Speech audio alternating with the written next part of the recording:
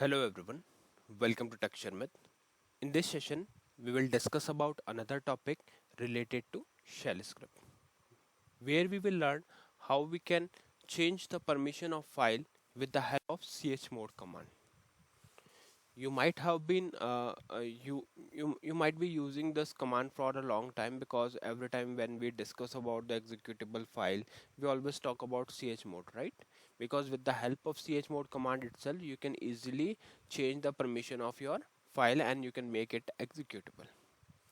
But my question is, do you know how we can change the permission through shell script? If not, then this is the right session for you, because here we are going to discuss how we can change the permission of a file using shell script. Okay, so let me show you all the process that we are going to follow for this session, this part. First of all, what we will do, we will simply write here rpgle. Just before that, I want to show you this short note that I have prepared for you. We will discuss, but before that, we will do some practical thing, and then at last we will discuss like how the things are going, and we'll try to understand with the theoretical notes. So let me run here work lnk enter. It will open this work with object link screen, and on this screen, if you do page down, you will see there is one. There is various files, right? So for example, you can pick any file. For example, let's say, do we have anything here? No, it is not, it is empty, but yeah, still we can use it, output.txt. Okay, so let's say you want to change the permission of this output.txt file. Now what we can do, we can simply create one script, and that script will change the permission of this file. So let me take option 2 here for my option 5 here for my directory. Then we have sharmit.sh, which is a file, so taking option 2, and this is the code. Let me remove it for now. I'll explain you from the scratch. So here you can see we have noted down firstly the multi-line comment, and here you can see we have written the command, the topic name, presenter name is Sharmit, and session name is chmod in shell script.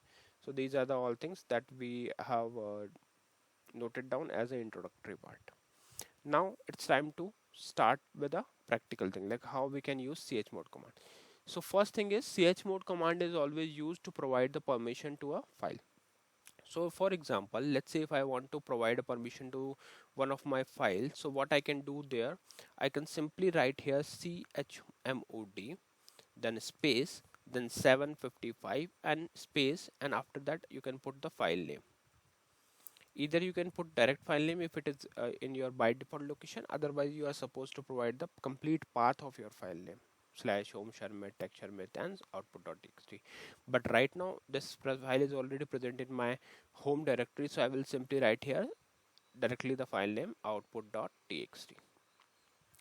Now what this command will do, it will change the permission of file to 755, and below to this let me insert two blank line here. Here we will use echo command, so echo double quote and permission has been changed, and then double quote. So what this line will do, this chmod 755 output.txt file command will change the permission for output.txt, and this is the permission which will be reset. Okay, and then after we are just printing that permission has been changed. Let me press F3 from here, save or exit, F3. Okay, now we will run the shell script on the same screen, because on next screen I have noted down some notes, so I'll show you that later. I'll just write here qsh, enter. Then we will use the command slash home slash sharmit slash tech sharmit slash sharmit.sh and enter. After you put enter, it will show you this message, permission has been changed. Okay, that means our command has been executed successfully and it has changed the permission to 755. Now the question is, what is the meaning of 755 and what permission is now for this file? So like if you do ls hyphen l, you will see there are lots of files with a permission. So here you can check for output.txt. So here it is. So this is the permission, it is showing the permission, right?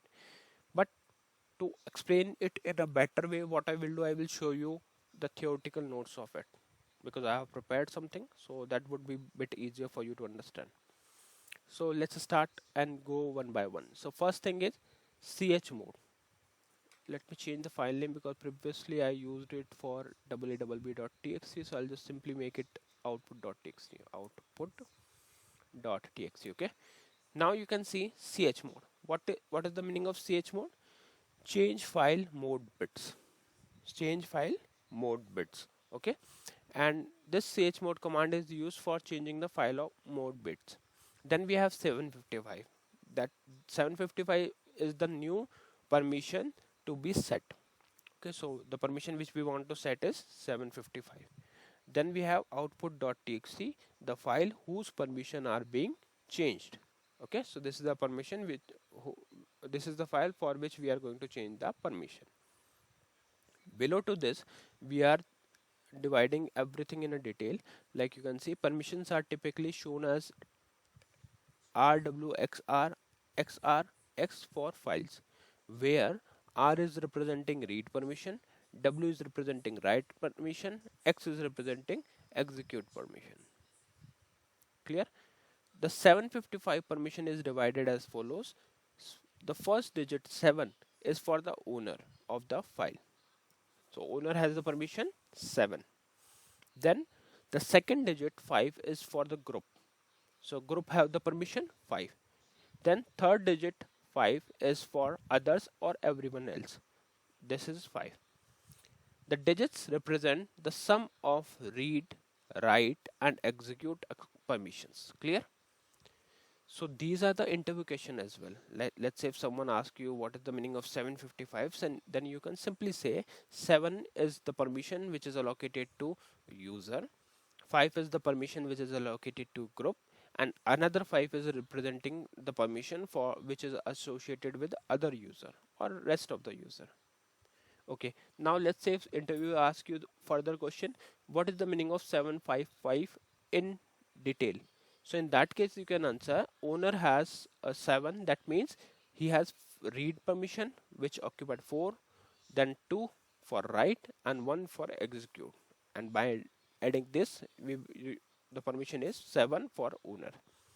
Similarly, if we talk about group, group has 4 and 1, 4 is for read, 1 is for execute. Then 5 is for again 5 is for others, where 4 is for read and 1 is for execute. So these are the all breakdown of the permission that we have got through 755. So I think now theoretically as well as practically both things are clear, like how we can set the permission of a file.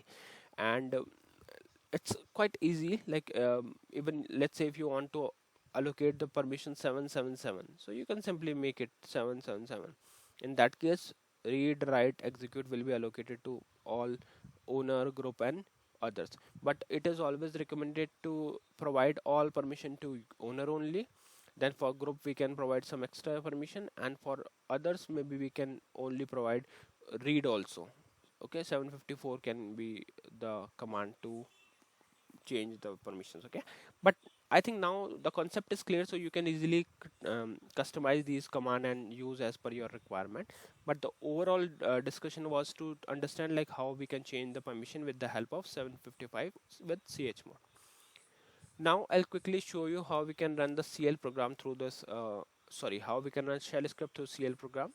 So taking option 2 here, this program I always use. So here we can write dcl, then take a 4 variable name, type, storage and length, then simply take chgvar, provide variable name and the script path of the script, which is /home sharmit text sharmit.sh, then strqsh, provide variable name.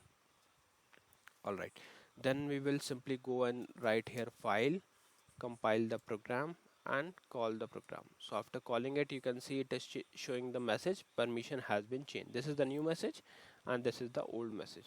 So with this it is clear that yes, we have successfully executed the command.